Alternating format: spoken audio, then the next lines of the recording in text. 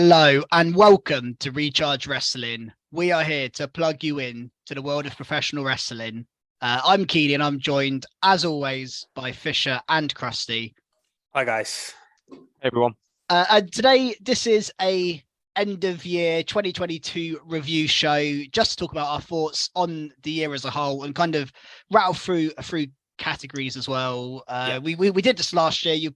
If you know, for those of you that saw that with Tizzle, we had an extra last year, but it's the three of us this year. And I mean, 2022 in wrestling was mental, wasn't it? It's one of the more insane years I can remember. You know, from AEW maybe more established this year than ever before, and they've had all these partnerships with New Japan and all that. And then you've got the Vince news. Like Triple H taking over. Like, this is something that we haven't seen for 30 plus years in our lifetime, realistically, this year. So it's a mad year. A lot of stuff happened, but I think we should dissect it in a bit more detail. And I think the first thing I wanted to kind of talk about is match of the year. That's, I think, quite a interesting category. It's quite hard as well to remember back to some of the matches earlier in the year, and I think with these sort of discussions, it's got to be careful not to have too much recency bias. But I don't know if you guys had anything you want to kind of talk about when we speak about match of the year. Has anything kind of come to mind?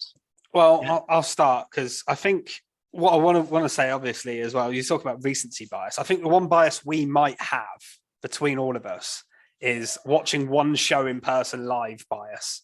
Because I think the fact we were at Clash at the Castle, and that was such a big deal for us to have a UK pay-per-view, I feel like a lot of the stuff we talk about is going to be biased towards that.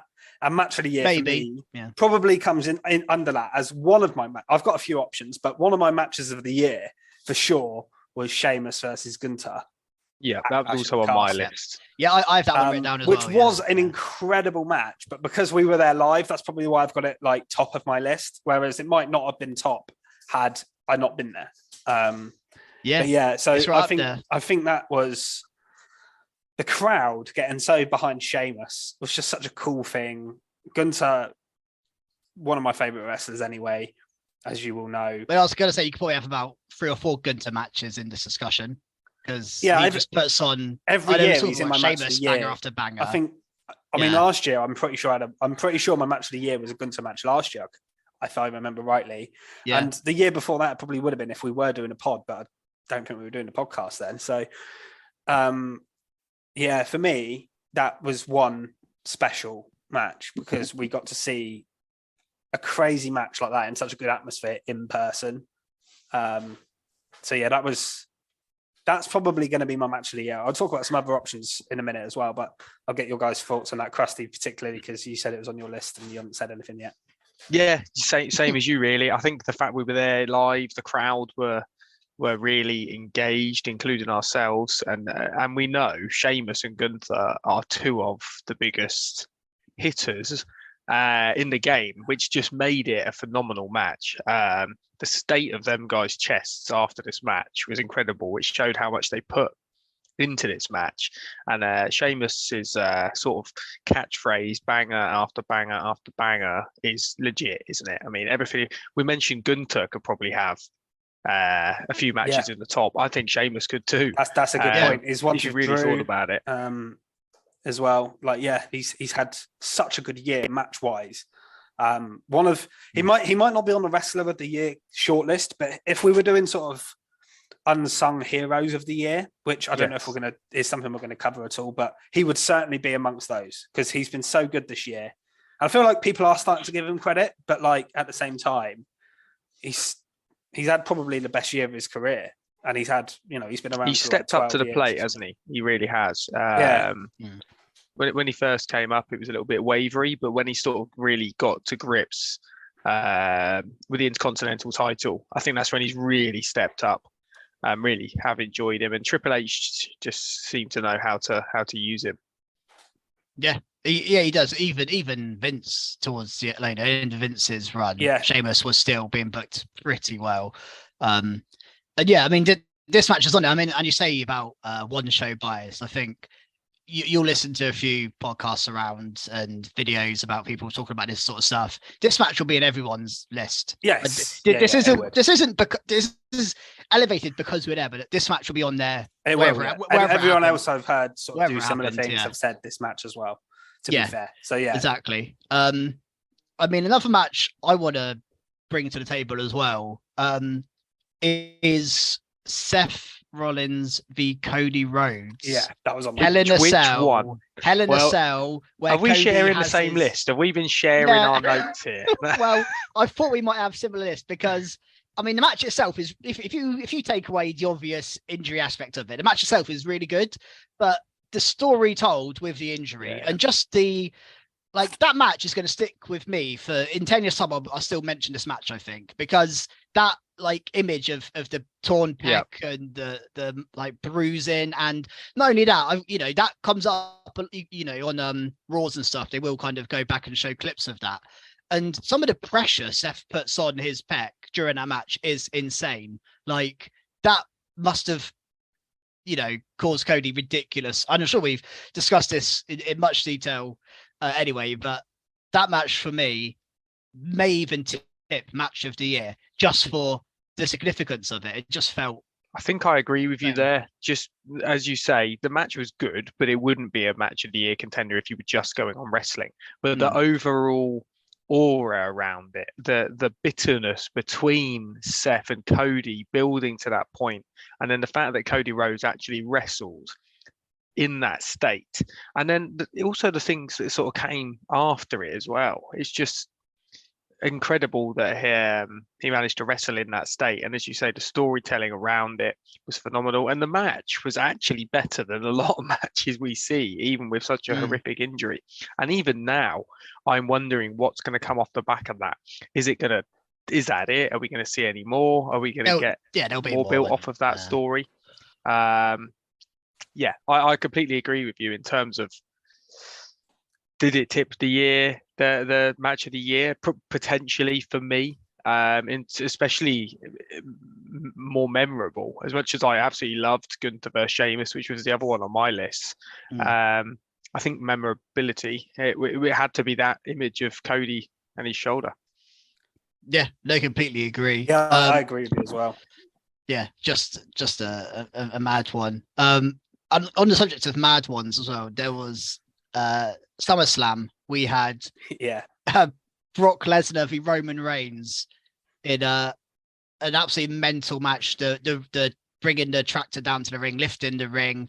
Then you had Theory try and cash in towards the end. You had the Usos. It was a bit chaotic, but that match just that just stick in my mind. Probably not a match of the year. Probably doesn't quite. It's hard to put that one above the other two we've mentioned, but that one is that would have made my list involving Roman if the result would have been different. Was probably, again, Clash of the Castle. Yeah. Drew versus Roman. Yeah.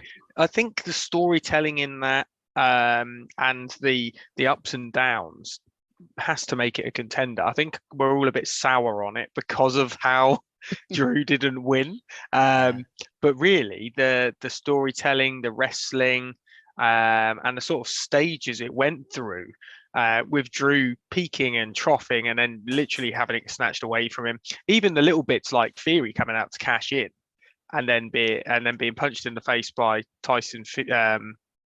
Okay. Fury. I would get confused, but I just think it really has to be spoken about, even if we didn't like the result. Yeah, that's fair. It was amazing. I think the other match that comes to my mind as well is it was a recent pay-per-view, so maybe it's my recency bias. We had that triple threat between Austin Theory, Bobby Lashley, and Seth Rollins, which was an absolute banger for the US title, which Theory won. That one just maybe that's a recency one. Maybe if it happened in February, I might not have it on my list. Yeah, but for same pay-per-view, but for story reasons, the men's War Games match for me was really, really good. Yep.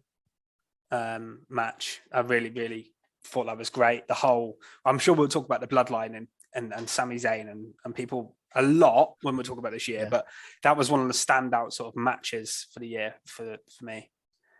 From them, I've got a couple of other matches to mention. I feel like we should mention a women's match or two. Yep. And Becky Lynch versus Bianca Belair at WrestleMania was very, very good. I also, this is more of maybe a recency bias one, but Jamie Hayter versus Sakari Shida in AEW was a really, really good women's match as well. There's been one or two others that have been very one good. That stands out for me, I guess, on a recency thing is probably Belair versus Bayley at Crown Jewel. I really enjoyed that. Yeah, that was the one where she KO'd her sort of onto the ladder, and it was absolutely savage. Yeah, but I mean, sometimes you can really. I don't want to seem too biased towards the men, but this year I think the women have struggled slightly in comparison. Yeah, do you know, I was going to get onto that when we get on to later talking about male of the year, female of the year. I found it a lot easier to list off male names, females this year. And this isn't, this is just a this year thing, because last year, I think my match of the year last year was Sasha Banks, Bianca Belair at WrestleMania. I think that's what that got my match of the year last year. And I think I was very hard on a lot of the women's stuff last year. This year, I think maybe because, Roman Reigns is on a different stratosphere to anyone else. It just, I don't know. This just happens. There's been a lot of the same. There are peaks and troughs. Yeah. I mean, it was very surprising the other day. I know the stats were released for the amount of matches people had this year, and Bianca Belair was the, I believe, she's in top 5 woman. Yeah, top 5 superstars of the matches, and the top there's woman. Her and Liv Morgan.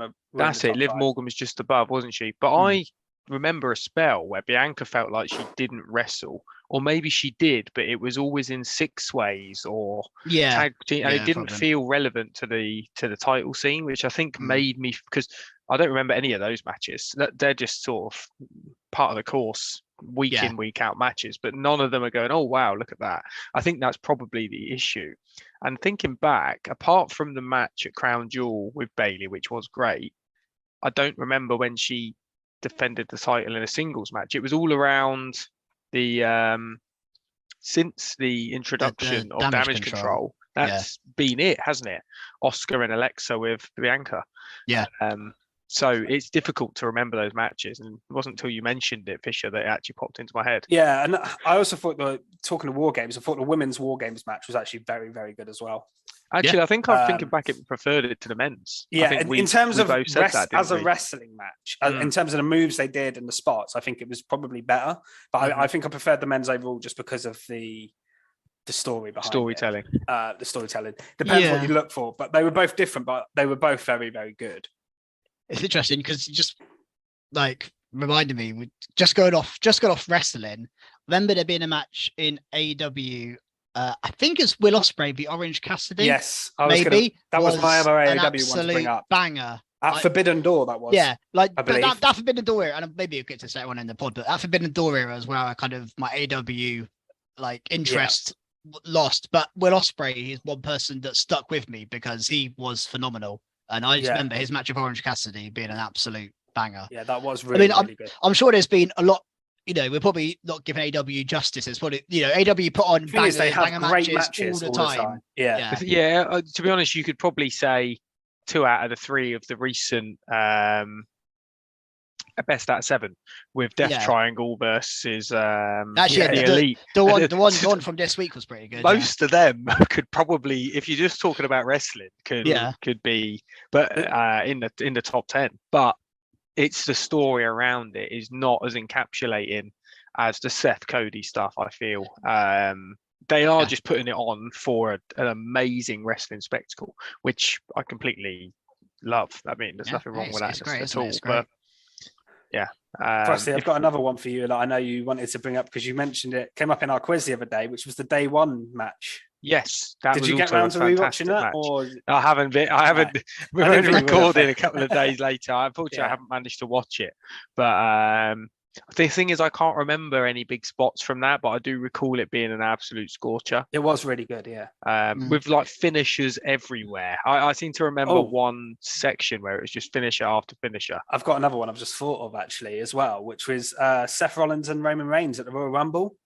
The match was obviously it ended in a DQ, which was a bit disappointing. Yeah. In a wet sense, but Seth coming out in the Shield gear, storytelling there. and the match itself was really, really good. That was another one early in the year. I'm just trying to think back earlier in the year of matches because it's not as easy. Is there anything from NXT this year that's caught your eye?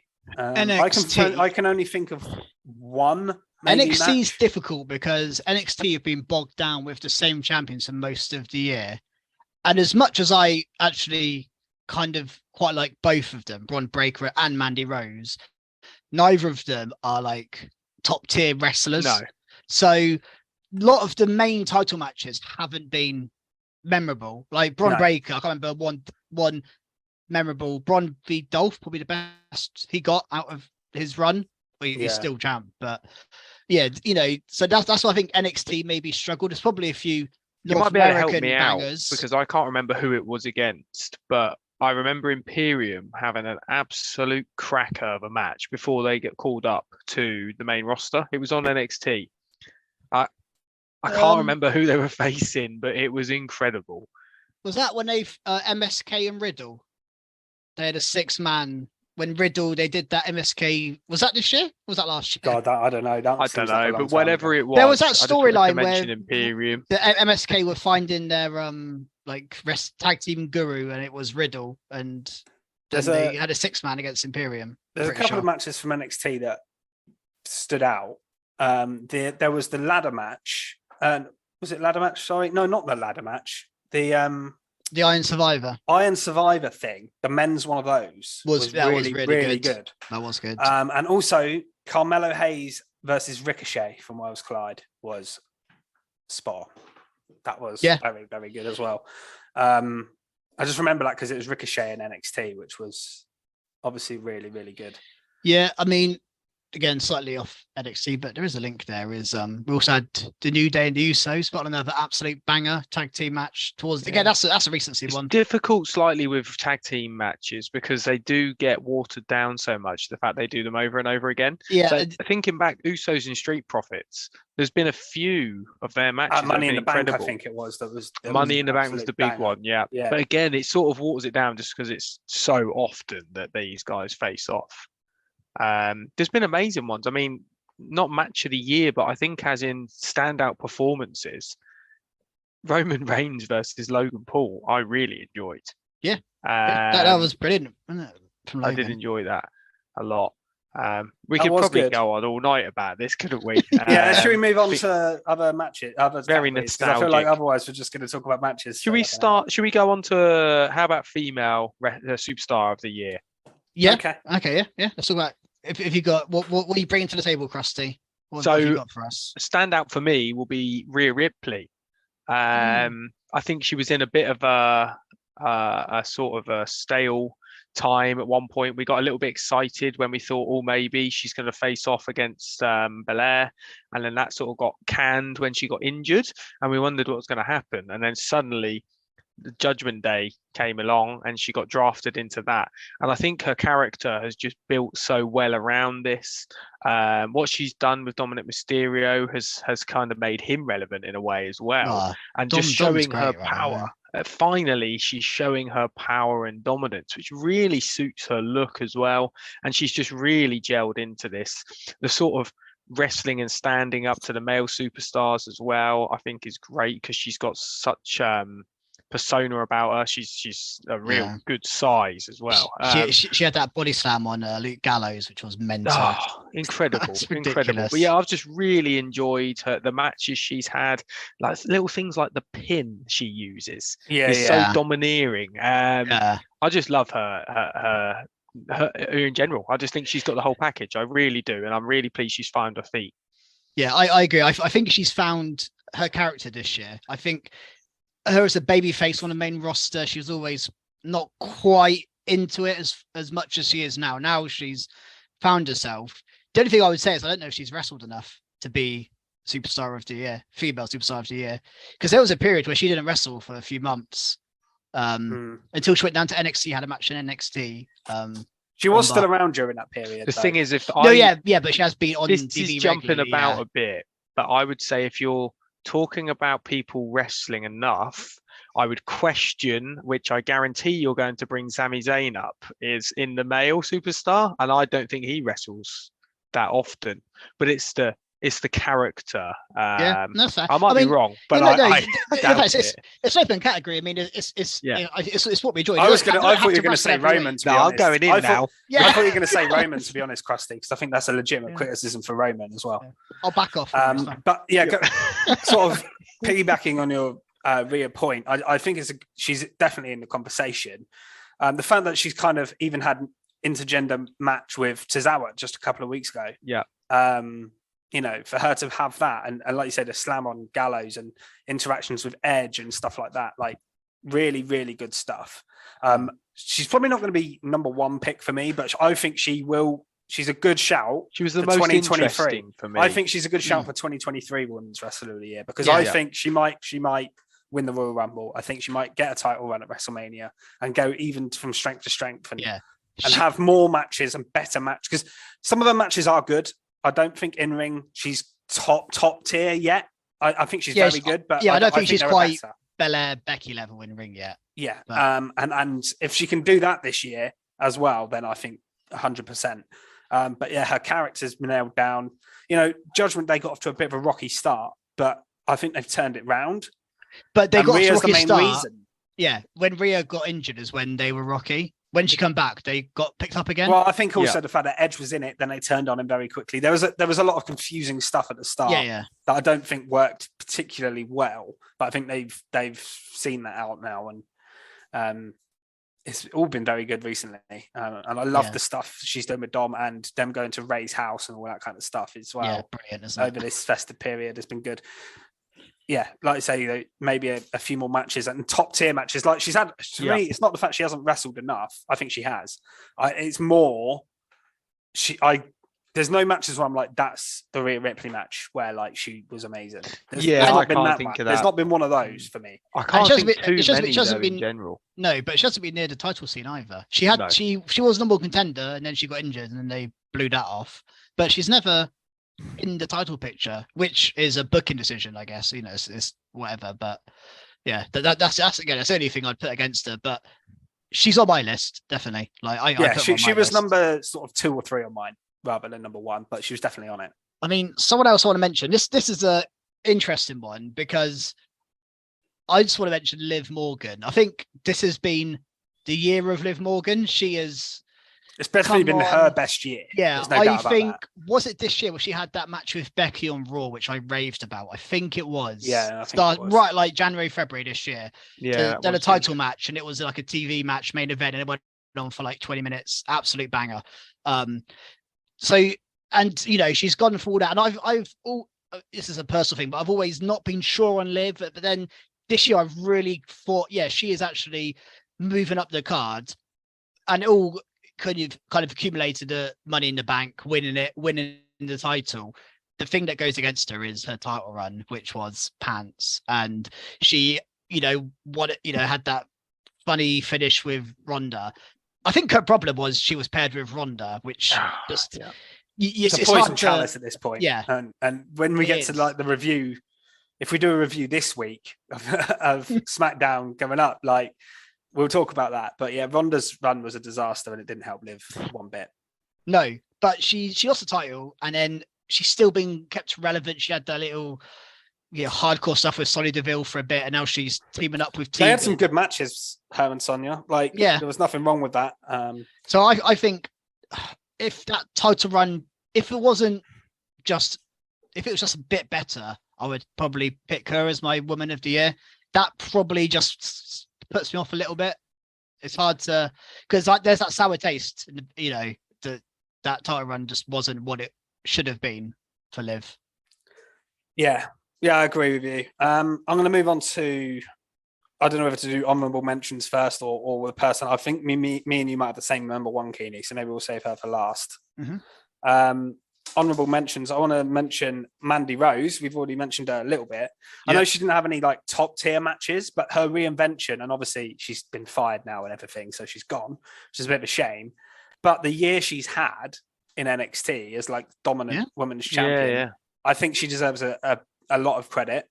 And the one I think's come from not nowhere, because I think we all thought she was good, but has really like shone this year is Jamie Hayter. To become AEW her year at AEW, outshining Britt Baker now at this point, having really good matches with Shida, like with Tony Storm and stuff. And the storyline was really good as well. To the build. I just think this has been the year of her sort of becoming a main star in AEW, which I wasn't sure was going to happen. I wanted it to, and I think it should, but I didn't think it would happen this quickly for her. So she definitely deserves an honourable mention, I think, as well. I mean, in that same instance, do you reckon Tony Storm deserves a mention? Because she went over to AEW. I wasn't ran the division for a keen bit. on Tony's, if I'm honest. If I was putting them side by side, I don't feel Tony's was as impactful.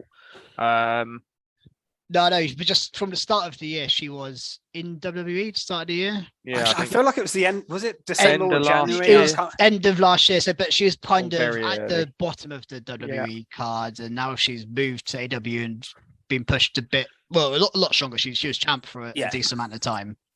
Speaking about AEW, I think Jade Cargill's worth a mention. Yeah, of course, for sure. Very dominant, good in ring. Great on the mic. Again, like Fisher's mentioned recently with Rhea, no standout matches that I go, wow, what a match. But overall, I think she's a hard person to book, though, Jade. I think it's hard to book her in a proper, like, good match because she should just destroy everyone. So it's hard. Kind of like they have issue with Ronda in WWE. It's a hard person to book. And it's hard to get a great match out of her.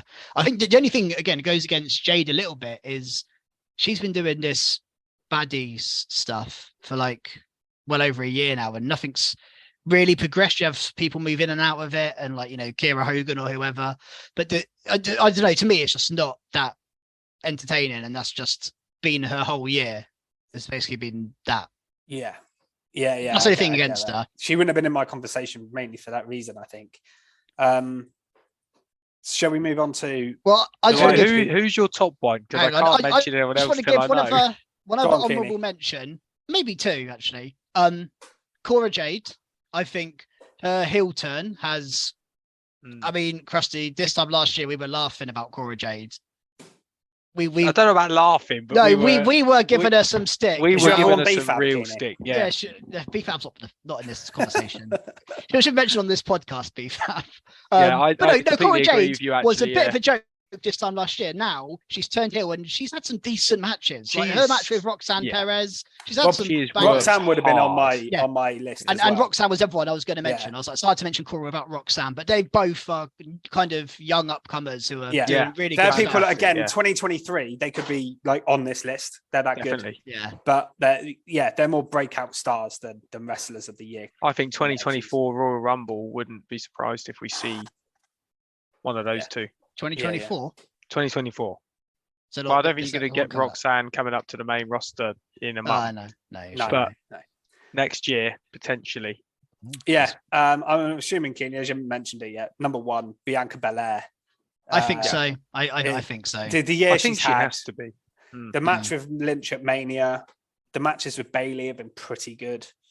Just the fact she's been just champion. A shame. I think it's fizzled out a little bit towards the end of the year. But I think it's hard with babyface title runs. They always go a bit stale after a few months, especially when you feud. She feuded with Bayley for a very long time. It felt like there was nobody else to feud with. I kind of like the fact she's now feuding with Alexa Bliss. I think that's going somewhere. Yeah, but different and interesting. That's the only thing. Even now, though, her Alexa Bliss feud feels secondary to Becky and Bayley. That feels like the top women's feud on Raw, and then Belair's title was always a bit secondary. Like Damage Control. There's anything wrong with that, though. No, there's not. But we're given a female superstar of the year, and she's not even the number one storyline in her division on her show. That's the only I think if thing I had Becky hadn't have had against her. such a long time off and had been wrestling continuously, I think she'd have had this spot because the impact. Yeah. That was who I was waiting to mention, but Yeah, the impact she Becky's has had some, had yeah, just yeah. since she came back. Yeah. Just shame she was off for most of the year. Yeah, Just obviously she can't whenever be in the she just conversation doesn't for miss, the does she? race, I mean, Yeah. the whole time she's been here, she has been phenomenal. I Yeah. can't think of anything where I go, oh, Becky, why did you do that? That's Yeah, rubbish." and since she turned face, particularly, it's been Yeah. even. So yeah, No, I agree with that. but no, I think it's a strong category. It is a very strong category. No, we've just mentioned like 10, 15 names there. Like, Yeah, and we haven't even could have got mentioned like more. Raquel or anyone like, there's others that have had good years. So I was trying to Who? get Mickey in there. I was trying to get Mickey in there, but I'm not. I thought you said Big E. I mean, I someone was- who was wasted, really, who definitely could have been in this if it didn't go. She didn't get injured and also didn't go a bit strange. Was Thunder Rosa. Yeah. She had a cracking start to the year, and then she was in our went wrong. discussion last year. At this point, Yeah. I don't. And the same, like even Sasha Banks and stuff, like not wrestling much this year. Obviously, with Yeah. the walkout, Britt which we'll Baker. get to later. Britt Yeah, Baker there's this time a other year top ago, stars. I mean, yeah. Charlotte as well had a lot of time off. So there's been a lot of the top stars missing, really, throughout the year. Bailey as well only had the second half of the year. So, it's been quite up and down for the women's divisions. Yeah, there's been a lot of both people out shows. for long periods. Yeah, it's a tough Yeah. one. Let's move on to men then, I guess, if we're... Yeah. Let's go on to men. Yeah. For me, I have like 5 names written down. And for me, they're like the clear top 5 wrestlers of the year. In terms of WWE and AEW. There are others that deserve a mention, but yeah, I don't know if you have any other different guys to this, but I'll start with... Reel them off. Let's discuss them. Yeah. So there's 3 from WWE and 2 from AEW. Okay. So the 3 from WWE, Roman Reigns is obviously on there because the dominant title run, the Bloodline storyline, been the best storyline in wrestling. Some of his matches have been pretty good. The ones with Brock, the one with Seth at the start of the year that we mentioned, the War Games stuff. He's not had the Logan Paul match was good. Like he's been involved in quite a lot of good matches. No like 5-stars. The one with Drew at Clash as well. I didn't even mention that. That was really good. In terms of match quality, Seth Rollins has to be probably number 1 in terms of match quality. Obviously the matches with Cody. I think absolutely storylines phenomenal. as The matches well. with Riddle. He's right very up good. there. I think you're muted. Oh, I heard I'm the back. end. Sorry. In terms of thought you were muted. storyline as well, Yeah. Seth doesn't. He's not had a bad one this year. Yeah. We've got rid of all the rubbish we had over the last couple of years. Although last year was Edge, so that definitely wasn't rubbish. Yeah. No. But this year you've had Cody. You've then had you seem to have Riddle. been feuding with everyone this year. Riddle, you also had the Roman Theory, stuff Lashley. right at the start. Yeah, Yeah, Roman. Theory and Incredible. Lashley later on. Yeah. So he's had a lot of really, really good matches. So in terms of match quality, Roman, going back to the Bloodline storyline, I think obviously Sami Zayn, I mean, what a year for him, character-wise. He's had some good matches as phenomenal. well. I think forgetting the sort of the first half of the year before he was in the Bloodline, he was sort of still having intercontinental title matches. He had the match with Knoxville at WrestleMania, which was phenomenal. Considering Knoxville's not a wrestler, he carried him to a very good match, in my opinion. So, match-wise as well, I think he's been pretty good. He probably hasn't, I think Krusty's point, he probably hasn't wrestled as much since he's been in the Bloodline because it's been more character-based. And that's I've fair enjoyed enough. that. I was just taking a shot at Keeney. No, I know. I do think it's actually a valid point in terms of they don't wrestle as much. So they're my 3 from WWE. I had a couple of additional ones that I think need a mention. Again, I don't think they'd obviously be the top superstar of the year, but I think Sheamus definitely needs a mention. Yep, 100%. This year. We've already mentioned Gunther and given the praise, especially from match quality anyway. And everyone else, I agree with you, from WWE for sure. I mean, Kevin Owens as well, like, has had a brilliant sort of last couple of months. And obviously, WrestleMania match with Stone Cold Steve Austin, you don't get much better than that. He deserves an honourable mention for that, in my opinion, for even having a match with Stone Cold. Bobby Lashley, we've talked about how he seems to be getting better and better. I think Austin he's had a Theory. really strong year. Austin Theory, I do think he had a not his fault, but the briefcase held him back a little bit, I think, from having a really strong year. Yeah. But he's still got better and better as the year's gone on. And I think, again, 2023, he's one to watch out for 100%. Well, even think back to his Pat McAfee stuff at Mania. That was like a decent build that he was a big part in. So yeah, I think Theory's a mention. But yeah, realistically, it comes down to a couple. I'm interested in your AEW ones because I don't think I've got as many on my list. So I'm interested. I've only literally got 2 from AEW really. Okay. For this year. MJF being the obvious, I think. Obviously had the walkout from AEW, was gone for a while, but come back, won the belt, and it's just, I mean, he's definitely brilliant. the biggest draw, absolutely for me, definitely in AEW. Yeah, especially definitely one who hasn't had enough matches again. But storyline and promo quality. I mean, the feud with Punk was really good until obviously it phenomenal stuff. And again, in matches of the year, they could have had a mention for the storyline stuff they did. Yeah, that was a banger. Absolutely, it was a banger. It was really, really good. But obviously, Hayes mentioned, and I mean, John Moxley deserves massive credit for just carrying the company through all the shit. All 3 Shield members are in my top 5. I think that says so much about them. Yeah, they're the 3 top guys in the business, in my opinion. Yeah. They're the 3 best guys. The promo the other day, actually, with Seth being told he was the bottom. Was it Theory who told him he was the worst Shield member? Your third member I was of the like, Shield. savage. I love he might that. be. He might be. That's a mad thing. He might be, but he also might be. If in terms of title and presence, because of titles, yes. In terms of quality, I think he's. In terms of match quality, struggle to say he's not number 1. Yeah, he's the best wrestler out of the 3. If Roman wasn't with the Bloodline, he would not be on the pinnacle he's on at the moment. In terms of one superstar looking after themselves, I think Seth's there. You can't. I don't think you can doubt that. I mean, he's everything, isn't he? But someone we haven't mentioned, back to WWE, who had an incredible, certainly start to the year, and he still had a decent end to the year. Maybe the last couple of months have become a bit flat. Is Bobby Lashley? I mentioned him. Oh, you did mention him. Sorry. I did. I said, we talk about him a lot, but he's had a great year overall. Obviously, he was WWE champion at one point. Yeah, early in the year. I mean, that was all a bit of a blur. That was such a mess, that booking from won day one through at the to Rumble, WrestleMania. didn't he? Yeah. Yeah, so through day one, when Big E had the title, then lost it, all the way through to WrestleMania was a complete mess that Vince created, and we still haven't really recovered from properly. No, we haven't. Still got 2 belts. That is all a bit of a blur. But yeah, Bobby Lashley's had a very good year as well. Again.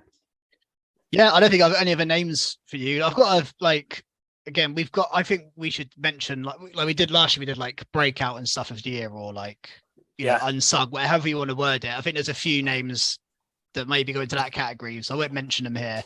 But for me, out of all of the people we've discussed, and this is essentially my list as well, I would personally go for Seth as Superstar of the Year. I think he has, without being too much in the main title picture, because it's hard to be with the way Roman is, he has been the most relevant person on Monday Night Raw every week. Like, he is, everything he does is blockbuster. Whether it's that little, he had a 2-3 week build to get towards Roman at the Rumble. He made that work. Just his knock on the door was like, oh, how's he made this like feel important? Like, he then, all the stuff with Riddle and this IC title triple threat stuff, and just everything Seth does is sensational. And I've mentioned Cody. Obviously, the Cody stuff. Yeah. You forget all this is in 1 year. Yeah. He's mad he's how packed much all is of this into 1 in, year. and The Kevin Owens stuff as well. Yeah, and that was the start this of the year, wasn't it? That was the start of the year. Yeah, they were broke up best mates before WrestleMania, didn't they? As a yeah. But all of this, and he has wrestled almost every week as well. Like, we always, you mentioned Sammy, Roman haven't wrestled enough. All of these, MJF haven't wrestled enough. Well, Seth has. Seth's wrestled more than most this year. And how many can you think he's done it all that were a rubbish match? I can't think of one. I literally can't go, oh my God, that was awful. I know. Just sensational. Every promo he does is like. I think you make a very compelling, memorable, and not like even his entrances. Like he's orchestrating the crowd. Like everything he does is just like perfect. It is perfect. And Roman is still the top guy in wrestling. That's not up for debate for me. No. But Seth is the best wrestler. If you understand the difference, Roman's the top guy, Seth's the best wrestler. I get you completely, and I agree with you as well. I'd love to say Seth's top guy, being who I am and the fandom I've got, but Roman's definitely the guy. But I think I had Roman as number one in my superstar on the list, purely because I think the storyline carries it. The matches, I listed quite a few a minute ago. Main event matches that were really, really good. Just after Mania, he disappeared off the. I'd like to have been around a little bit more, but just there was a point I wanted him to drop those titles, which I shouldn't be thinking. As a Roman Reigns fan, I wanted him to drop one. Yeah. That's purely because Raw was struggling. It wasn't because Roman. It wasn't because of Roman. To be honest, it was because Raw was struggling big time without a main title. They've kind of rectified that a little bit now, but I'd still like to see, obviously, a world title on Raw. Any other mentions before we move on to something else? I mean, I just think we should probably mention Sami Zayn a bit more. He's had the best year. It's been incredible. It's not even. I can't even kind of put into words how good his year's been. Sami Zayn. He's made me a fan, which is a big deal. He has almost become bigger than Roman. And the thing to think as well, right, at this point. Well, they're teasing that, aren't they? Yeah, it's they mad. are playing on that. He was like, I'm getting all the cheers and stuff, and it's like he's almost the biggest babyface in the company. And he's not. I think he's going to be very soon. Next year, I think one thing if he does turn babyface and win the championship, this time next year we could be talking about Sami Zayn very differently. I think. And again, a thing to remember with Sami and Kevin Owens is this time last year their contracts were up, and there was a lot of rumors about them leaving. I remember seeing so much on Twitter about KO and AEW is going to be. Yeah, that was guaranteed. Not so much Sami Zayn, people saying that much about, but like the fact that they've stayed with WWE and had both of them had the years they've had. KO main eventing with Stone Cold, like I said, Sami Zayn, the Knoxville stuff, the stuff with the bloodline, everything he's done really. What a year they've had between them. And then even like KO teaming with Cena by the end of the year. Like the years they've had, they made the right decision for them, 100%. Oh, of course they did, yeah. And this is quite a difficult one to mention, I suppose, just because of how short the spell of the year was. But I don't think we can't mention Cody Rhodes just because of the impact he had when he came. Through the floor at WrestleMania. The matches he had with Seth were incredible. The promos he was shooting were mad. And the fact that he actually wrestled in that match to the caliber he did with that injury, and then the storyline carrying after that was just awesome. He can't obviously become Superstar of the Year because he just didn't do enough. No. I think he definitely would have been in the running if he had have stayed. He would have been. Even his last match in AEW actually was absolutely insane, and that was this year against Sammy Guevara in a ladder match. Yeah, it was an AEW at the start of the year. Yeah, that match was like even that as a match. Mad times, isn't it? Right, so we might as well complete the set and do tag teams. There's not as many on this list. I've got one that's going on your unsung thing, Keeney. We'll get to that in a minute.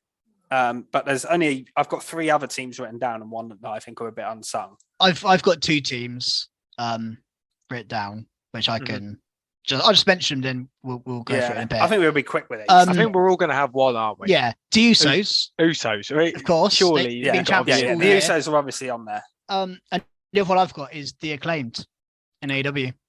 Yes, I think this has been their breakthrough year. And this is one of the only acts I've got really hot, and they've stuck with it, and it's worked. And AEW sometimes don't always strike while the iron's hot, but the Acclaimed, they've got bang on, and they have decent matches. The Acclaimed, they're not just an entrance. They've had their matches with Swerve and Our Glory were really, really good. Yeah. And like I said, I wasn't this time last year. I wasn't a huge fan. I thought their raps were okay. And we loved them. Me and Krusty. I thought their raps were decent, and they were a bit hit and miss. And I thought their matches were okay, but they weren't being showcased weekly, like as top stars, but now they're wrestling, at the top of the card more. And that the stuff with Billy Gunn as well. Yeah, It's just made them. Oh, Billy Gunn. Daddy ass. In talking of unsung heroes of the year, Billy Gunn, Billy Gunn, absolute legend. He's just absolutely pied his sons to go off on this amazing resurgence. And 55 is he? And he looks like that, and the matches he's having is mad. Absolute madness. Did you know he's the oldest member of DX? And That's mad. He's easily in the best shape. He's easily in the best shape out of all of them. Incredible. Another AEW team I'd like to mention, which you might please with this, Keeney, is FTR. Yeah, they were on my list. They were the other team on my list. Cracking matches, some cracking storyline, and I loved their entrance music. If we were doing wrestling outside of WWE and AEW, they would be top of the list, I think. Yeah, I don't think I've seen enough of them this year. In AEW, Tony Khan's pied them a little bit. They got really hot and he didn't, but they've wrestled. Obviously, they were AAA tag team champions. They were Ring of Honor tag team champions. They had a lot of people have said the match of the year this year is FTR versus the Briscoes, which is on a Ring of Honor show. Really? I haven't even seen that match, so that's why I haven't mentioned it. But I've seen so many people say that was the best match this year. FTR are incredible. I don't know if they're WWE bound again because there was a little run of Dax Harwood having singles matches as well, where he was putting on bangers. Like this guy, just a singles guy can go. They're always in my conversation. They were in my for their work outside of AEW, which I haven't even seen. Yeah, that's the thing. I haven't seen enough of them to give them the honor, but glad they got a mention. They definitely needed it. The only other team I wanted to mention, they're a bit more of an unsung team, really. I think one of the unsung heroes of the year is Chad Gable, and the unsung team of the year is the Alpha Academy. They've been on both shows a lot. On Raw and SmackDown, they lose all the time, but they always have great matches. I think Gable's got great character second work. to most losses, is he? Yeah, he has. Yeah, he must do. I was surprised he wasn't top, actually. Yeah, he's been fantastic. No, I completely agree in terms of unsung heroes. Obviously, they haven't had titles very or good wrestling, like that, but just, really, really strong. It's weird not having the Young Bucks in there, but they haven't done much. They haven't done too much. But I think actually, in terms of wrestling quality, not so much storyline because there hasn't been too much. Probably Death Triangle. Yeah. Yeah, their matches put on bangers, aren't they? Insane. I never am disappointed by a match they put on. And it's a shame it went a bit stale, but Street Profits, I feel. Yeah, it's not been the best year, Profits. Just great wrestling matches, though. That's the thing. Yeah. But they're just a bit. We were hoping there was going to be some sort of turn, and it just never came, did it? I think I probably predicted a heel turn at some point this year. I think maybe we did about 3 times. This time last year, I think maybe like close to it. I'd love to watch our review back from 2022 and see what we thought. Well, you can on our YouTube channel. Yeah, so check it out, guys. Like and subscribe. Yeah, I think I'll actually watch that later as well. The only other ones, I think, again, more probably just honorable mentions. Pretty Deadly, NXT, had a bloody good run. Since they come in. I think they come in halfway through the year, so it's like a half a year jobby, but I think they've been really good. And the Creed brothers as well in NXT have been brilliant. Again, speaking about banging matches, Julius Creed in particular doesn't really have a bad match. But I don't think they're really tag team of the year contenders. I just want to give them a mention from NXT. I think also we can't go through this list without mentioning Imperium. Yeah, the matches they have, them coming onto the main roster, propping up Gunther, and the addition they've brought to that, I feel is they were Fabian Eichner. No, what's his name? Giovanni Vinci was separate for a little bit, wasn't he? That's the only thing against them. He was on NXT, and then Triple H brought him up. But always good. And I mean, the New Day, we haven't mentioned them. Maybe they're a bit stale now, but they've had some great matches. They've had some great matches, but the start of the year, I think, was very. They do annoy me. Wasn't around, was they? They're NXT champions, so well done to them, New Day. I mean, they're always going to be in the conversation because they are legends, but it's not been their best year, of course, by a long shot. Should we move on to something else? Yeah, I mean, we're on the subject of like superstar of the year, this kind of thing. So the other category that I know we definitely did last year was like breakout of the year or unsung, or I don't know how you want to word this. Let's do breakout. Yeah, I remember saying last year Damian Priest was. I remember this because I remember saying Damian Priest because I thought he was good. Actually, again, I watch it back, but I think I said he might be world champion this year. Okay, it's not been that kind of year for Priest. It's actually digressed a bit, but that's who I said last year. So that's the kind of thinking I was having. And there's a few names I've got, but I've actually got a clear first choice personally. Okay. But you can crack on if you want. I haven't really thought about this category. think one of the people I want to mention who's not my choice is Ricky Starks, who's had a good year in AEW. Yeah, and he's getting them pushed now that on the main title deserves. scene now. Yeah, he's finally getting what he deserves. But the person I want to pick as my breakout of the year, and again, this is going to sound a bit silly because we spoke about him a lot. I think he won awards last year for us, but Gunther. He's broke onto the main roster this year. It was NXT start of the year, hadn't been on the main roster. And what I like about him is he's basically been called up and is as dominant as he was on NXT and NXT UK. He just wins matches. I think he's just more than I anticipated. There was that period when they did that Survivor Series with NXT, and I think he lost in a one of those. He got pinned by Drew the elimination tag match. Yeah, I was like, oh my god, if he gets called up and this happens to him, we saw what happened with Karrion Kross, and it was going that way, by the way. Yeah, under Vince, it was. Karrion Kross got called up, but Gunther has had a phenomenal year. Like I say, we've mentioned about he could have his own top 3 match of the year contenders, and I know we know him. We've known him for 3, 4, 5 years now, but there are some people who wouldn't have known him at the start of the year. And I think he has broken out on the main roster, and maybe I think he has improved slightly, even still on what he was. But yeah, for me, he's like the main roster breakout this year. Yeah, I can't disagree with you at all. Yeah, obviously, I think I get your point as well. If you're talking about someone that's been on the main roster a long time, but's had a monumental year in terms of getting to a different level, I think Sami Zayn is an obvious pick. Oh, 100%, yeah. But to me, he's not really a breakout star because he was already a top tier level guy before, almost. I've got a resurgence. I do have one. Oh, go on. I was going to say, I've got another name, but it might be the same one you're going to mention, so you go. Because I don't want to. No, I've forgotten who it was now. Oh, well, another name I was going to mention for having a breakout year is Solo Sikoa. Oh, of course. Another one 100%. Come from nothing, and now he's like he pinned Sheamus. Yeah, done Sheamus in this week. Yeah, he's just become like the enforcer of the bloodline, and I can't remember seeing someone move onto the main roster with like just such ease, just smoothest transition ever. Just nothing's changed. Like he's just settled in perfectly. There's no like bedding in time, or is he going to make it? No, he's just bang. He's straight onto the main roster scene. Yeah, I know who I was going to say now.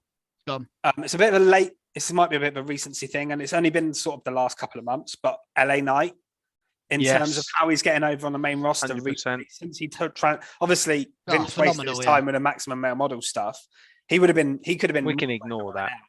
Yeah. If you forget all that shit, and since he's become LA Knight and Triple H has been there, I think he's rising to the top. He could be a good outside bet, I think, for like a Money in the Bank winner next year or something like that. I'd love him Money in the Bank. That would be brilliant. Money in the Bank winner. Yeah, it'd be amazing. I would love that. Thinking back to the stuff he had on NXT with Cameron Grimes when they had the $1 million championship and some of the promos he was doing. Yeah. Imagine him cutting promos with his Money in the Bank briefcase walking around. It would be a phenomenal. Yeah. Great shout. Looking at maybe women superstars, I don't think it feels as hard hitting as maybe Gunther, etc. But I'm thinking a couple of names that come to mind. Well, 3 in fact. So I think Raquel Gonzalez has had a good year. She's not had anything like amazing, but she's in the main title picture. I'm not too keen on a sort of babyface attempt. I think she needs to maybe turn heel to really embrace her character, because I thought in NXT she was phenomenal. Yeah, I agree with But I think she's broken on. She's got into that main title scene, and the match she just had with Ronda on SmackDown, I thought was brilliant, and one of Ronda's best matches I can remember in a long time. Yep, 100% agree with that. Yeah. Couple of other names, maybe fizzled out slightly lately, but Damage Control. So Io Sky and Dakota Kai, we thought probably was, especially Dakota Kai, we thought we wasn't going to see again. She was talking about quitting wrestling. She makes that massive impact at, was it SummerSlam? SummerSlam, yeah. SummerSlam, big impact. Got so excited about that. Some of the matches they've had singles matches, tag matches. They've been involved with all the top tier women. I think you can't not talk about it. And they, to be honest, for probably about a month or two, Raw felt like it was mainly about them. It was, yeah. But yeah, really enjoyed that. I think on the women's side, Jamie Hayter, obviously we've talked about her in Women's Superstar of the Year, but in terms of she's the breakout women's star for me because she's just gone from like Britt Baker's sidekick to the champion. 100%. Yeah, she could be number one, couldn't she? Jamie Hayter. Yeah, I think she probably is in terms of women's breakout stars. Yeah, I think I agree with you there. Yeah, that'd be where my vote would go. What else is there? I mean, so we've got pay-per-view of the year. I think we're all going to say the same thing, aren't we? Here, but this could be quite quick because I think Clash at the Castle will be ours because we were there. Clash at the Castle. But I do think WrestleMania was a really strong Mania this year, much better than the year before. Where you had a lot of filler. I thought the most of the big matches delivered. Obviously, the Cody return with being epic. Becky Lynch and Bianca Belair, Stone Cold wrestling was a massive deal. So there was a lot of really good stuff at Mania. And obviously, I also noted down Survivor Series War Games. Just special to see War Games on the main roster. Yeah, and you had that triple threat. Yeah, fair enough. I also want to mention SummerSlam as well. Yeah, SummerSlam was good. Really SummerSlam, you had that Roman Brock, we just mentioned. Yeah, because that was like a week after Triple H. Yeah, that was he made a statement, I think. That was a good pay-per-view. That was in terms of worst pay-per-view of the year for me, Royal Rumble. Yep, that was a mess, wasn't it? I remember we all sat there and I wish we had a camera on our faces. The end Brock of Lesnar it come out at the end, didn't it? Our faces dropped. And it's annoying because it's the one we watched together, apart from Clash, obviously. Yeah. And it's a shame. It was so bad. It was a bit of a skid mark on the year. But Clash at the Castle, Krusty, why is that the pay-per-view of the year? I just think, apart from potentially the Liv Morgan Ronda match, there wasn't Shayna. Anything that was. Sorry, Shayna. Yeah, exactly. The fact I can't remember who was in it shows how uninspiring it was. But all the matches were fantastic. 3 that really stand out: Seth versus Riddle. In fact, 4: Edge versus Ray. We got the Dominic turn. The turn. I mean, yeah. Incredible scenes at Clash. The Sheamus Gunther match, and then the main event. Just the crowd was so into it. Looking at the stats the other day, it was the second biggest pay-per-view of the year in terms of attendance, only behind WrestleMania by not an awful amount, probably around 20,000 max. I think it was less. So that the noise inside that stadium was incredible. Everybody was really into it. The wrestlers, you could tell they were properly up for it. The only thing that I think let it down for us was the result, and that was just because we were biased to wanting Drew to win. And in the long run, I think that was the right decision. Now looking back on it, yes, definitely. Because I don't think if Drew won, what would have happened after? He'd have had to have lost it on Raw. Where would we be now? Would be like, what was the point in that? I reckon. Yeah, it'd be like a Drew carrying Cross Street for the title or something. Yeah, so where it'd be right now. And what would Roman? No, you're right. Yeah, you're right. In the hindsight, Bloodline storyline with Zayn probably wouldn't even be there. So yeah, you know what I mean, it's one of them things.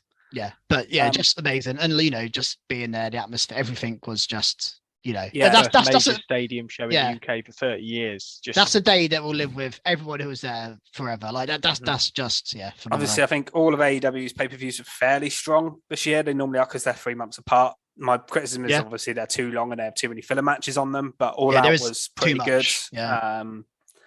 In terms of wrestling, I mean, I've seen a lot of people say Forbidden Door was like the best pay-per-view of the year in terms of wrestling. I really enjoyed Forbidden Door. Really enjoyed it. My only problem was I wasn't as invested in the matches because there were a lot of people on the card that I wasn't interested in. There were matches that kind of the results were kind of obvious as well. Some of them, and some had almost no build as well. Yeah, some of them had no build. So there wasn't, in terms of actual in-ring wrestling, it was an amazing show. But yeah, it wouldn't be my pay-per-view of the year for the reason I wasn't invested enough in it. Yeah, no, I agree with that. Should we move on to return of the year? I think there's only one winner here. Yeah, there's been so many returns. Fairly in a year of returns. I mean, we'll talk about the ones under Triple H. There's obviously been AEW debuts as well. But Cody Rhodes is the return of the year quite comfortably. 100%. 100%. It's not going to get beaten. That return at WrestleMania was unbelievable. The follow-up to everything he did up until, unfortunately, his injury was brilliant. In terms of other returns, anything else that stood out to you in terms of returns this year? Obviously, MJF's return to AEW after he went away was bloody good as well. I want to say that. But I was going to mention Bray. Got to mention Bray. Yeah. I know it hasn't really heated up yet, but you just can't not mention Bray Wyatt. The amount of hype that was around him coming back. Yeah, big build to that one, yeah. I was going to mention on AEW as well, Saraya, when she, for me, I was like, oh, wow, I wasn't expecting that at all. So that one got me. But yeah. I think the follow-up to that let it down, though. No, it has, yeah. I'm just trying to think of just the initial, oh my God, this person. I mean, I'd say initial buzz, carrying Cross. I'd say Damage Control would be in that. They would be up. They would be big time. There, yeah. They would be up there. And Gallows and Anderson was a cool one. When they first came in, I was like, wow, that's really cool. Yeah. To be honest, very recently, if we're just talking about the initial pop of it, Charlotte. I can't deny, I was pleased to see her back.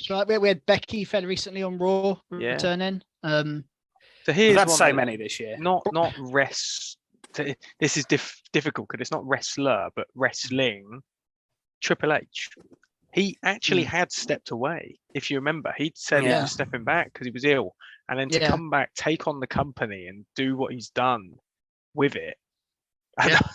And, it's shaped wrestling as a whole completely, hasn't it? It's completely changed the landscape. And that's the biggest thing of the year, isn't it? Vince retiring.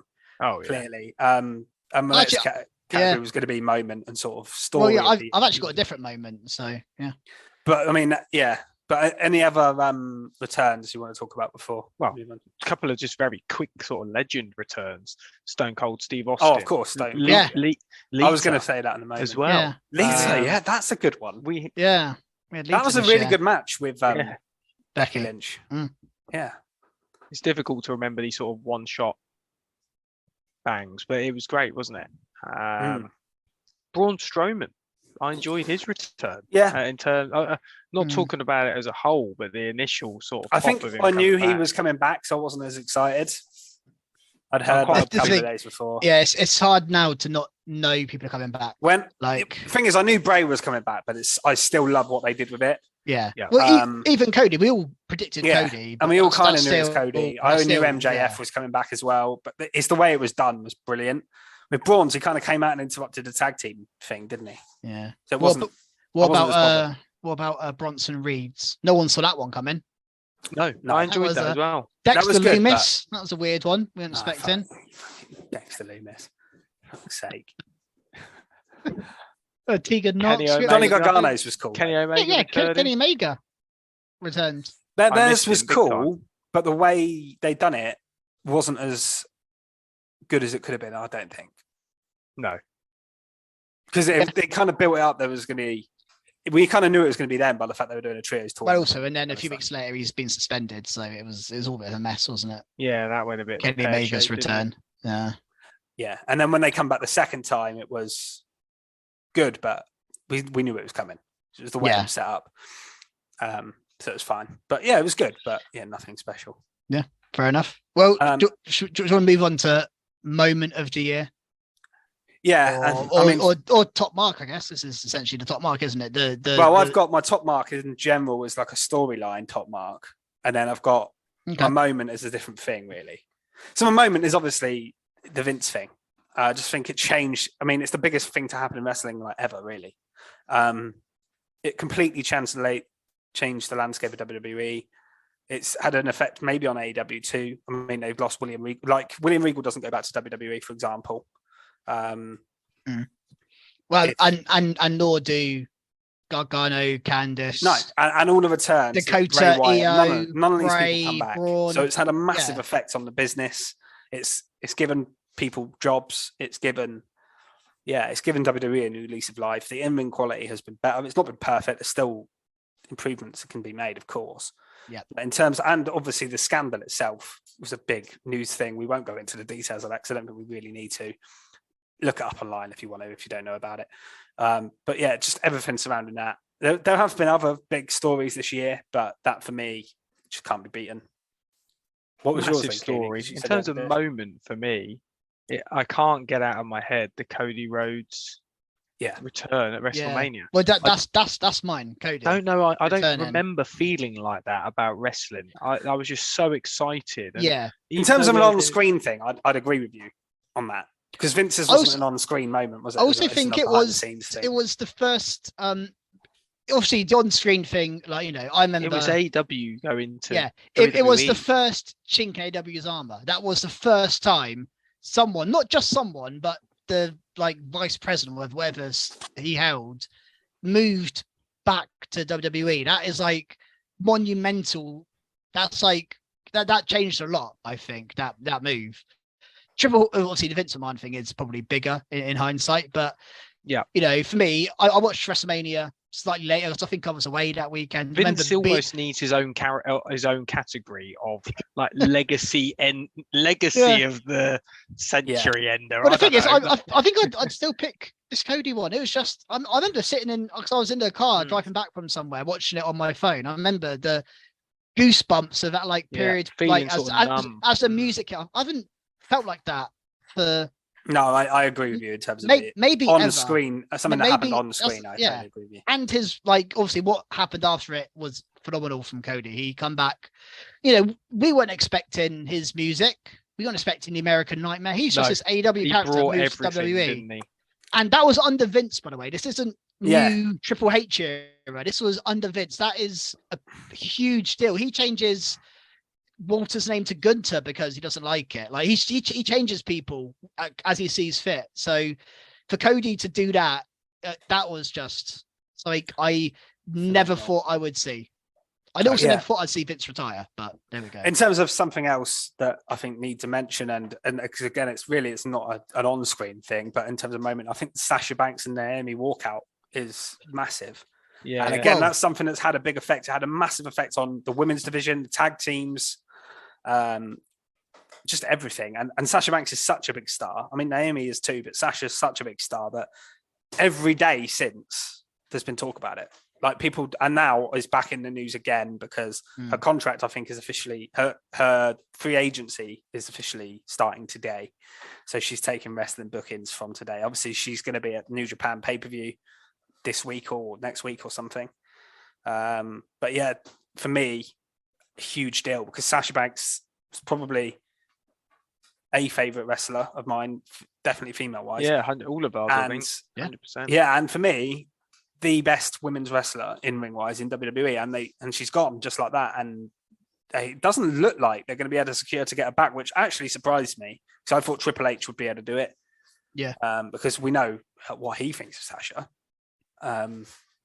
But yeah, that story was huge, and the way they kind of just left and walked out and dropped their titles on John Laurinaitis' desk and left. That doesn't happen very mid-show. often. So that was mid-show. They'd already booked a main event, haven't they? And they had to change it or something. Yeah, exactly. Yeah. So that was a huge moment as well. Something that pops into my head from AEW, the MJF promo at Tony Khan. That one. His pipe bomb or whatever you want to call it, that was insane, and I watched that back a few times. I've watched that a few times thinking, is this real, isn't it? We still don't actually know, do we, if that was I think it is real, but what that some of the stuff that was coming through in that the way that when I watch something back, like the Cody thing, I watched back multiple times. This promo I probably watched 4 times at least, maybe more. That just had a big impact on me. I loved it. The storytelling was great as well around that, the build to it. And like Fisher said with the Sasha Banks story, there was talk about this all the way up until he returned. Yes, non-stop. that was, yeah. And also, it's not going to stop until his contract runs out, because he mentions when his contract's over and when he's going to move on, and like it's going to keep coming up. I mean, we can't talk AEW news without talking about CM Punk either. Yeah. Like, well, I was going to leave this for sort of the well, skid mark we'll discuss this in more detail later. But but obviously that was one of the biggest moments of the year as well. Huge news. And also, by the way, we're talking about all these moments. Stone Cold returned this year. Like in any other year, that would be the number one talking point of the year. It's Benedict's top 10 this year. It's ridiculous. Stone Cold's first match since 2006, whatever it was. 2004, I think. 2004. It's mental that we've not mentioned that. It's properly. Crazy. It's actually crazy that happened. And talk is he might consider doing it again, which would be very interesting. But the fact that he had a match was, and not just like, I thought, okay, if he has a match, he's just going to stomach Kevin Owens and pin him. He took suplexes in the arena, like in the crowd. Yeah, I know. Yeah, mental. Like he didn't. It was a proper match. It wasn't, it wasn't just a 2-minute quick. What I was expecting it to be, if they even did a proper match. The fact that he wrestled. I mean, Vince McMahon wrestled as well, and that was an abomination. Do you remember him falling over? It's like missing his spot, and I mean that was ridiculous. But yeah, that's Stone Cold wrestling again, like you said, probably would have been a big story if that had happened in 2021. That probably would have been the story of the year. Stone Cold's my favorite wrestler of all time. That would be my number one story in most years. Like it's hard like that. I've barely even thought about that this year because there's been too much happened. That's just dropped off my radar. Another big thing, which normally would probably be such a large, if we were talking about AEW, especially on its own, Regal turning was a massive moment. On Blackpool Combat Club. That's huge, I think. That's considering mad, the rise they had. I think I think obviously the reason they did that was because maybe they knew he was going to leave, but I mean, even Regal turning up at AEW was massive. When he just come down in that Moxley Danielson match, and what's going on here? But a mad year. There's also another thing we've not even mentioned: Shane McMahon getting basically booted out of WWE. I mean, that's huge when you think about it. How much involvement, especially when it was Vince in charge at the time. That is another big thing. Mandy Rose is firing recently as well. Is another big story. Like there's been so many big things that have Mysterios turning on each other. So Dom turning on Ray, that was a big deal. We've been waiting for that for a long time, haven't we? Been a massive year for wrestling. Biggest one I can remember in years. Should we get on to top marks and skid marks then? Well, that's essentially my top mark is Cody. That's the best thing I happened this year for me. So my top mark is just the ongoing storyline of the Bloodline. I have to just put it over how good it is. For me, it's the best storyline we've had in wrestling in a good few years. Certainly in WWE, because some of the AEW early storylines were really, really good. But for me, I haven't been this invested in a storyline maybe since KO and Jericho, I would say, a few years ago. Just the way they added Solo Sikoa to it effortlessly, and he's slotted in. Paul Heyman's effect on it, Roman's presentation, the Usos having all of them being draped in gold help. They've all got different characters, haven't they? Sami Zayn, the Usos being individuals more. Sami Zayn just being incredible in it. I mean, and good to see a faction of a proper faction, not 3 men, not 6 people essentially in this faction, if you include Heyman. And what's great as well about all of this is there's dynamics between. You can take any 2 of them separately, and there's different dynamics between all of them. Yes. Like Sammy and Jimmy's different Solo and Roman. That's different to Jay and Paul. Like it's all different. Like it's just just a proper and the fact it's long story. They haven't rushed it. They've kept it going. I think there's a clear end goal in mind. I think we'll know exactly what that's going to be soon. I think it's all, we're close to the end. But we have said this before, though. I will just say we've said this before this year. It's WrestleMania season, though, isn't it? It's WrestleMania season. Yeah, but so who knows? Who knows? but yeah, I mean, just unbelievable storyline, and I've just loved it. And so for me, that's got to be my top mark in terms of overall. Just yeah, but Cody's return in one singular moment on the screen, that Cody's return would be it. Yeah. Although, right, I have to say, come close to it, I was almost like, I don't know how to describe how I felt when they gave Sammy took his shirt off him and gave him the Honorary shirt. No. Honestly, I was nearly in tears. It was just beautiful. Well, that's been a few like when Jay and Sammy were arguing, and then Jay's like, "I don't care what Roman thinks," and like the whole crowd like gasped. Yeah. And like I'm sat at home, I'm nervous. I'm like, oh my god, I can't believe just said that. Like that's the and the hug as well at at War Games. The hug at War Games, beautiful. War Games, like the just so many the nuances of this story. So that's why they're my top mark overall, because there's so many individual like things that have just like I've been in awe of. Obviously, the number one on its own probably would be Cody, but just the overall thing. Something that stacks in my head. It can't beat the Cody moment for me or the overall Bloodline story, but when Seth finally won that US title, I loved that, and the build to it, and the sort of slog of getting him to win that title. Although he lost it quite quickly, but I didn't really mind because I loved the play on how Theory won that. I just loved it. Phenomenal. Yeah. Also, top mark, I suppose, overall is the fact that we had a UK stadium pay-per-view. Of course. Yeah, that's easy a top mark. Yeah, cool. That's a huge. That would be our number one any other year. That would even be a question. But yeah, mad. What brilliant year. Let's hope next year is as good as this year, or better. Maybe another UK show. I'd be quite confident saying I can't see it being as good, but just. I think WWE could be better this next year because we've got a full year. Yeah. Of Triple H with more long-term storytelling. Like the Royal Rumble last year was disappointing. This year, I think the Royal Rumble should be really good. And the build to Mania wasn't great last year. The Mania itself was really good. Yeah, I will say Vince usually gets Mania bang on. That's one thing Vince always has done most of the time. I would say Vince. That's when he gets into his like best like mode Mania. He tends to pull off the banger Mania. Usually. There's been some bad ones. Triple H's first one though. This is a big one for Triple H. That's why, and I think he's going to go all out. I think he's going to go all out, and so I'm excited from an AEW point of view as well. I think it will get better next year. I hope. Well, yeah. I mean, I stopped watching it for a bit, and I watched the last couple of watched the last Dynamite and Rampage, and it's more like the stuff I want to be seeing on my TV. So it's definitely looks on the up, and it's something I kind of lost interest in. I think I might try and pick up some interest in it again, and hopefully there's a UK show. Well, there is going to be. It's been confirmed. So. This year. Yes, it's 2023. 2023. London 2023. It's called. They haven't given an exact date yet, but it's definitely in London. Craven Cottage. And that really leads on to my skip mark. If we go there and then that's it. End on a nice negative skipper. Well, we'll end with a nice. In a very positive. We'll end with a nice positive message at the end. But skip mark wise, it's just the whole CM Punk Elite situation unfolding. The press conference was just difficult to watch, and it's just sad to see. It's almost. I'm going to compare this to Ronaldo because it's sad to see one of the goats end this way.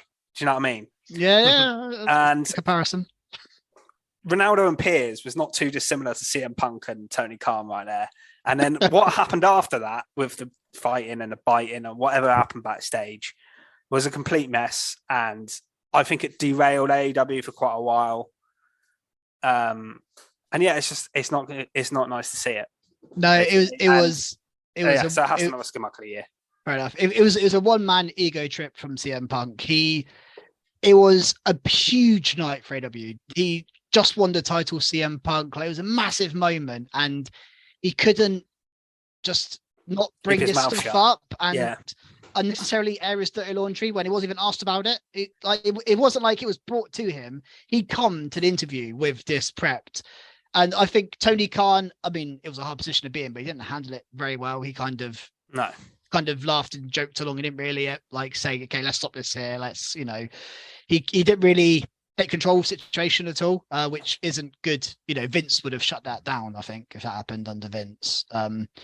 Yeah, an absolute horror show from AEW that really derailed them, because not only did they lose Punk, they lost the Elite, the Bucks, Kenny Omega, and it annoyed other people backstage and affected them as well. So that really, FTR were good friends with, and I still think there was something there. They're good friends with CM Punk, and I still think since that, you haven't seen them much on TV, and I don't know if there's anything in that, but it's just a theory really. But yeah, I feel like a lot of people, I know Jericho was involved in some stuff as well.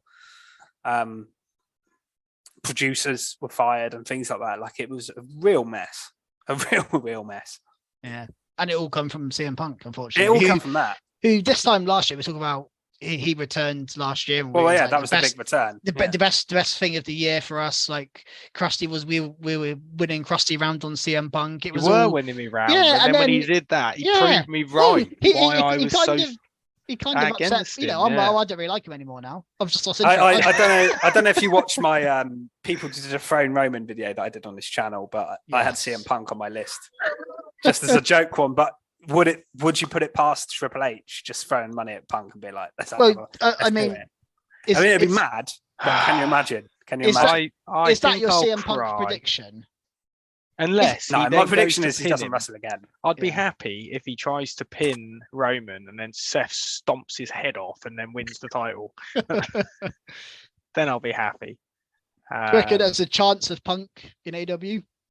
In AEW? Yeah. Has enough time passed? Obviously there's a chance, because I haven't heard that he's actually officially out of contract, but I don't think he's coming back. I don't think so. I don't think he's coming back. I don't think he wants to come back, and I don't think they want him to come back. So I don't think. No, I just don't see it working if he did come back. I think there's more chance of him being in WWE, honestly, and I don't think there's much chance of that either, if we're being honest. I think he's been on some commentary and stuff in. I don't know if it's in UFC, but it's in some sort of form of fighting recently a couple of times. So I think he might just stick to doing that. Yeah. No, fair enough.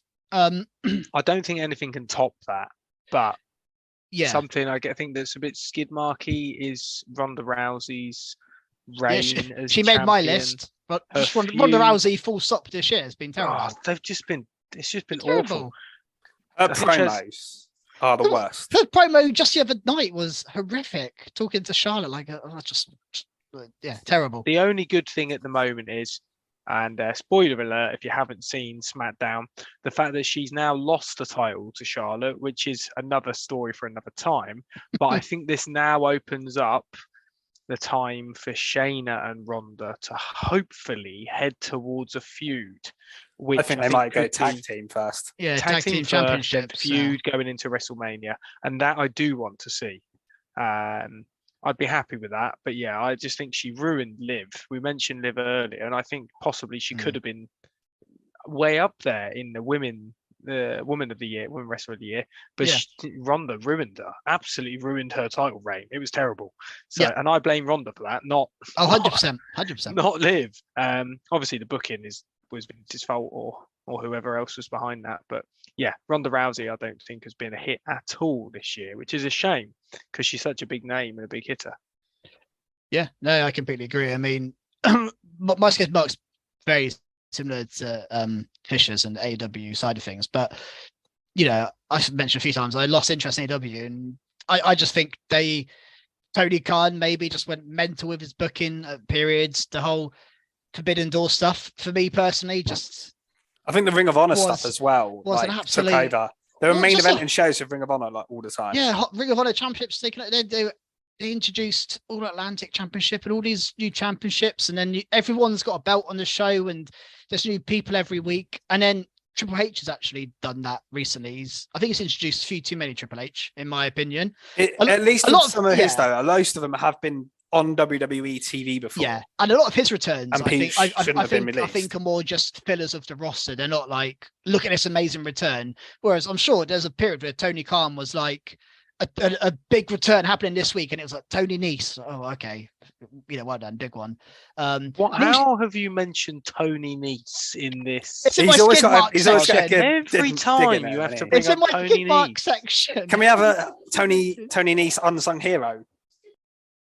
God, what's he done this year? Go on, what's he done? I don't know. I loved one of his matches.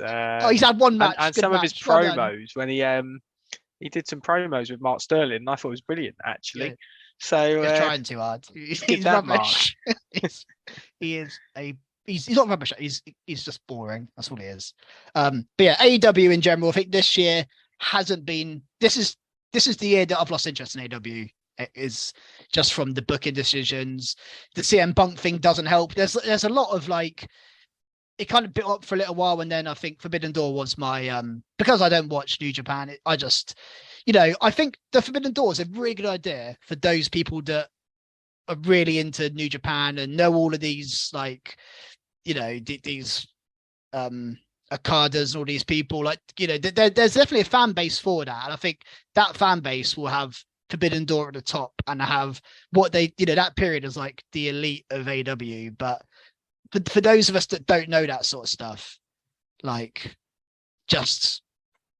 they just did not cater for us. They did not set up matches properly. They didn't introduce us to people properly. They just threw stuff out there and assumed people would know what was going on. And like, I was like, well, what's the point of me watching this Forbidden Door? Because I just don't know anyone. And so I lost interest there. And then, I watched it for a bit after that, and again, all this Ring of Honor title stuff and TV Championship and Pure Championship, and again, I'm not watching Ring of Honor. I'm watching for these AW guys that I've become invested in the last 2 years, and all of a sudden these guys aren't being shown as much because they're showing us, all of these people for one-off matches. Like Bandido will come up, and I don't care about Bandido because he's not on it. So Bandido had some banging matches. Yeah, it's actually bad. He was quite good, but. Yeah, he's just who I could think of. But yeah, so they lost me. But I said all of that. I've watched the last couple of shows. I've actually quite enjoyed them. So I plan to keep watching AEW going into the new year. And I think they're on the right path now. But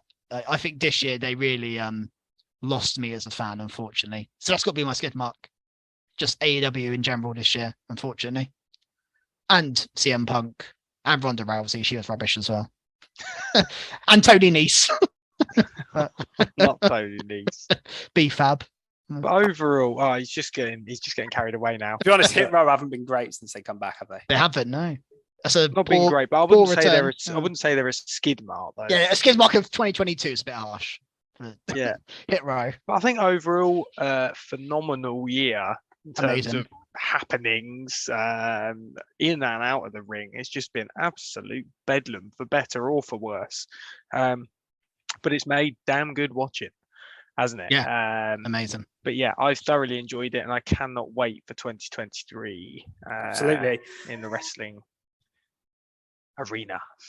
Fish is muted, so yeah, I completely agree with you, Kirsty. It's been, like I say, I think it's been the best year in wrestling ever. Maybe it's right up there, like in my opinion. Maybe I can't remember any Attitude Era spells, so I remember it feeling amazing back then. Yeah, if we were covering, maybe because we cover wrestling now, we didn't cover it 10-15 years ago. Maybe there were periods 10-15 years ago which were great as well that we don't come to the top of our head. But just the amount of news stories in the last year.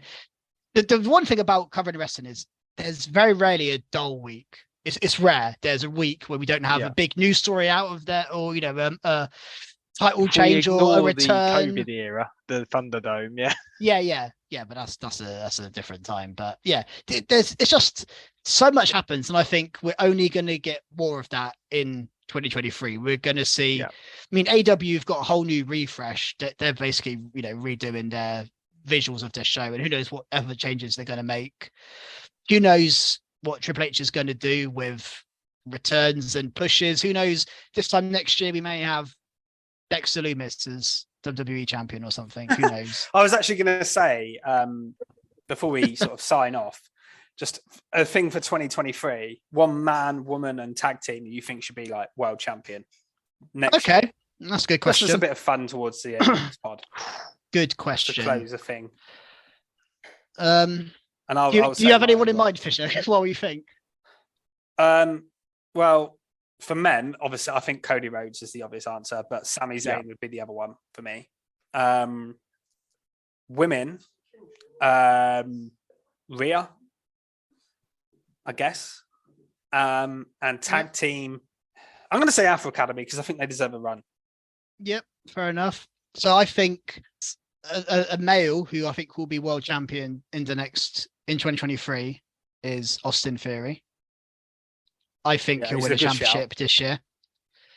I think I'm really tempted by like Cora Jade. I wouldn't be surprised if she got called up and won a title. It would not surprise me at all. Cora Jade definitely could come up this year. Yeah, so I might go Cora Jade. And then tag team, yeah, Alpha Academy. But then they've been champs before, haven't they? So it's tough to Legado New del team-wise, I would Fantasma. have said Imperium, Legado. actually. I'll I go should have for. said Imperium, actually. Yeah. I think they're a better shout. As main roster tag teams. Gunter is world champion. That's not a mad shout. If it wasn't either. for the obvious shout of Cody, I probably would have said him. Have you got anyone different, Krusty? Yeah, so the only one, it's kind of a wish, but you could win it at any time. To add to Theory, Sammy, and Cody would be Seth Rollins. I thought you were going to say LA Knight. No, that'd be awesome. But I don't think you can count out Seth.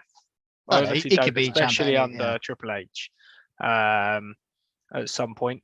And this would be a call up as well, but I'm thinking potentially Toxic Attraction.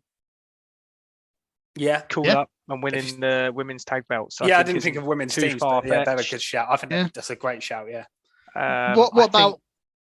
Oh, sorry. Sorry, go ahead. I was going to say, what about Carmelo Hayes? Yeah. Maybe not a world champion. Title. I think a mid-card title. Yeah, not the main title, but title. Intercontinental or... I'd love to see him have a US title run or something. Could Solo win a world title this year? I don't think so.